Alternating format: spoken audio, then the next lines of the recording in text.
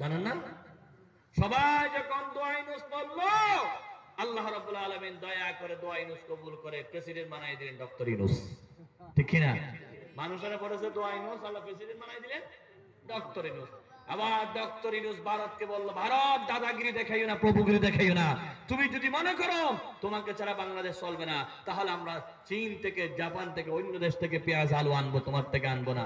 এই কথা হুমকি দেওয়ার পরে এবার ভারত নরম হয়ে গেল। ভারতের কৃষক যারা আলু চাষ করে তারা বলতেছে বাংলাদেশের মানুষ আলু না নিলে বাঁচবো না, পেঁয়াজ না নিলে বাঁচবো না।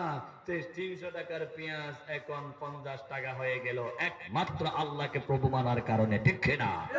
আমরা ভারতের গোলাম নই, আমরা গোলাম কার?